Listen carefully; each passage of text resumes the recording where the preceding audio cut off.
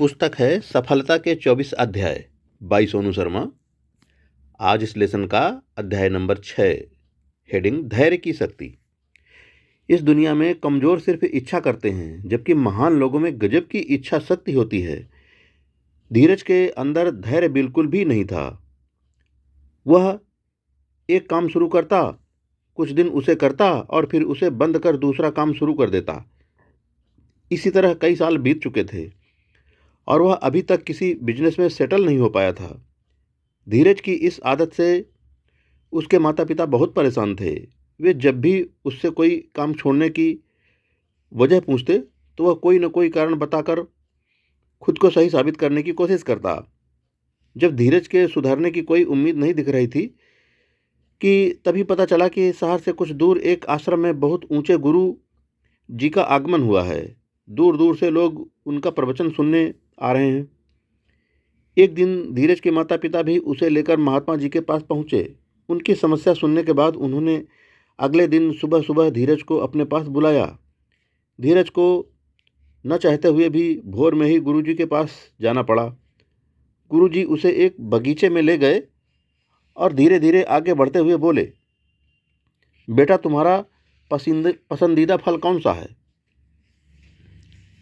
ठीक है बेटा, जरा आज वहाँ रखे बोरे के बारे में कुछ आम की गुठलियाँ निकालना।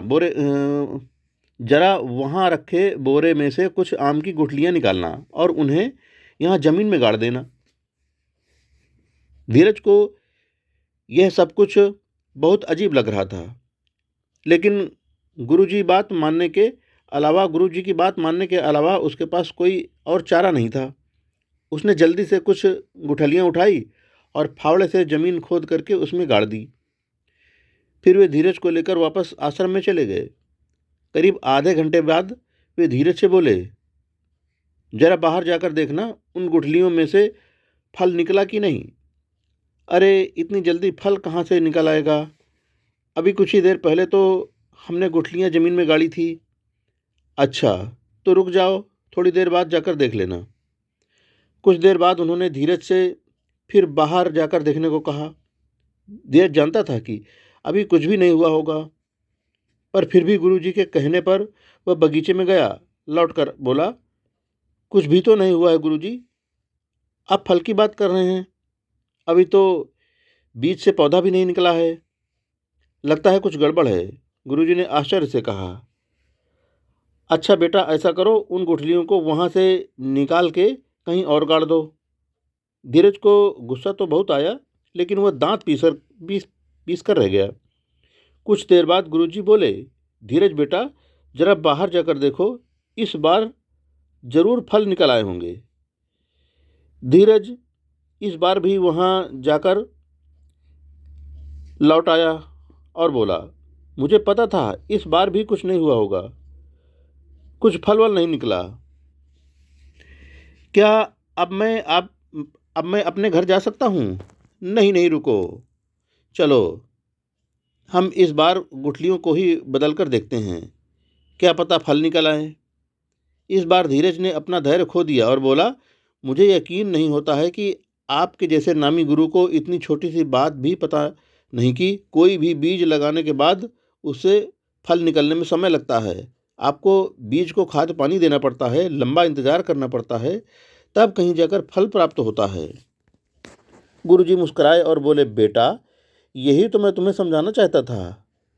तुम कोई काम शुरू करते हो, कुछ दिन मेहनत करते हो, फिर सोचते हो लाभ क्यों नहीं हो रहा। इसके बाद तुम किसी और जगह वही या कोई नया काम शुरू करते हो, इस बार भी तुम्हें रिजल्ट नहीं मिलता, फिर तुम सोचते हो कि यह धंधा भी बेकार है। एक बात समझ लो, जैसे आम की गुठलियाँ तुरंत फल नहीं दे सकती, वैसे ही कोई भी कार्य तब तक अपेक्षित फल नहीं दे सकता जब तक तुम उसे पर्याप्त प्रयत्न और समय नहीं देते। इसलिए इस बार अधीर हो, कोई काम करने से पहले आम की इन गुठलियों के बारे में सोच लेना। कहीं ऐसा तो नहीं कि तुमने उसे पर्याप्त समय नहीं दिया हो। धीरज अब अपनी गलती समझ चुका था। उसने मेहनत और धैर्य के बल पर जल्द ही एक नया व्यवसाय खड़ा किया और एक कामयाब व्यक्ति बन गया। अब हेडिंग है, हीरा एक दिन में नहीं बनता। अंग्रेजी का एक शब्द है डिफ़िकल्ट, यानी मुश्किल। मुझे लगता नहीं कि डिफ़िकल्ट शब्द की जिम कूरियर से ज़्यादा बढ़िया एक्सप्लोरेशन किसी ने की है। जिम कूरियर एक बेहद सफल टेनिस प्लेयर थे। वह काफ़ी लंबे समय तक टेनिस के टॉप पर रहे। उन्होंने कहा था कि आसान चीज़ें अभी तुरंत की जा सकती हैं, लेकिन मुश्किल चीज़ों को करने में समय लगता है। यानी अगर कोई चीज़ आसान है तो उसे अभी किया जा सकता है, पर अगर कोई चीज़ मुश्किल है तो उसे करने में समय लगेगा। कितनी शानदार बात है। उन्होंने ये भी कहा कि किसी भी काम को अच्छी तरह से करने में समय लगता है। कोई भी चीज़ अगर अचानक हो जाए तो उसकी कीमत नहीं होती। ताजमहल को बनने में 20 साल लगे थे और मुगले आजम को सिर्फ फिल्म थी कि आसिफ ने उसे बनाने में 16 साल लगा दिए थे। कहते हैं ना, रोम एक दिन में नहीं बना था और सचिन का वर्ल्ड कप जीतने का सपना 22 सालों में पूरा हुआ था। माँ सबरी ने भगवान श्री राम के इंतजार में सालों साल बिताए थे। हमेशा याद रखें कि समय की भट्टी में मेहनत की लकड़ियाँ डालकर जो चीज़ पकाई जाती है वो इतिहास में अपनी अमिट छाप छोड़ देती है।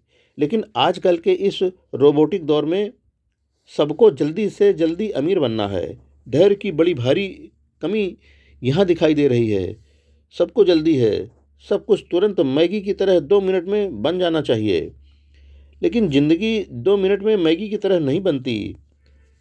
यह तो दाल बुखारा की तरह है, जिसे धीमी आंच पर रात भर पकाया जाता है और फिर सुबह जो स्वाद आता है लोग उंगलियां चाटते रह जाते हैं। इसलिए कबीरदास लिखते हैं कि धीरे धीरे रे मना, धीरे सब कुछ होए, माली सींचे 100 घड़ा, ऋतु आए फल होए। यानी सब कुछ धीरज रखने से ही होता है।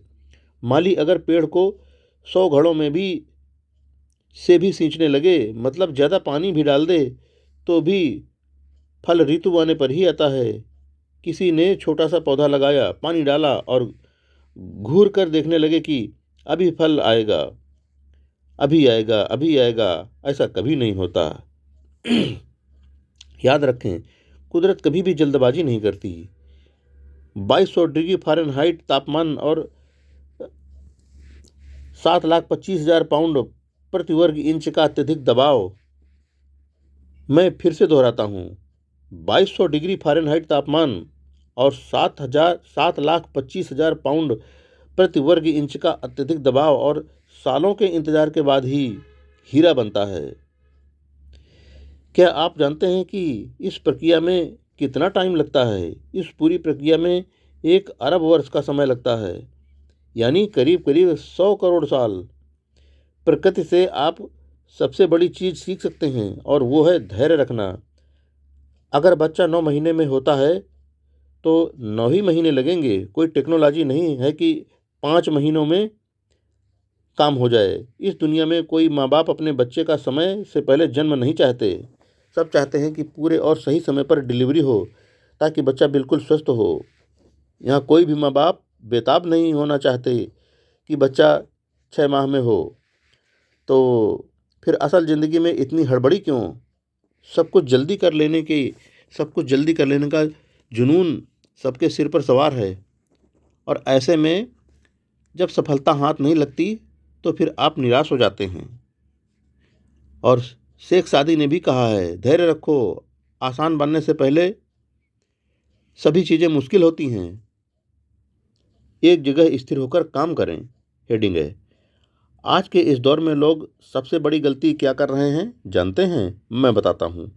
कुछ लोग उस लड़के की तरह हैं जो एक कुआं खोद रहा है। 20 फीट खोदने के बाद जब पानी नहीं निकलता तो उसका धैर्य जवाब दे जाता है। उसको लगता है शायद गलत जगह खुदाई कर रहा हूँ। फिर दूसरी जगह खोदना शुरू कर देता है। अब 30 फीट दूसरी जगह खोदने के बाद सोचता है यहाँ भी पानी नहीं है, और फिर तीसरी जगह खोदता है 20 फीट। जब वहाँ से भी पानी नहीं निकलता तो फिर चौथी जगह ढूंढता है। उस मंद बुद्धि को यह समझ ही नहीं आ रहा कि धैर्य के साथ अगर एक ही जगह 70 फीट खोद देता है तो पानी निकल सकता था।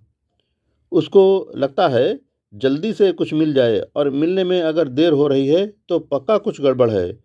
और दिक्कत सिर्फ यहीं ख़त्म नहीं होती, तकलीफ़ तब ज़्यादा बड़ी लगने लगती है कि पड़ोस में कोई कुआं खोद रहा था और उसकी खुदाई में पानी निकल आया। अब आप और बेसब्र होकर अपनी तुलना उससे करना शुरू कर देते हैं कि मेरा कुछ नहीं हुआ, इसका सब हो गया। होता है ऐसा ना दोस्तों? इस अध्याय का पहला भाग यहीं पर पूरा होता है। जय हिंद दोस्तों।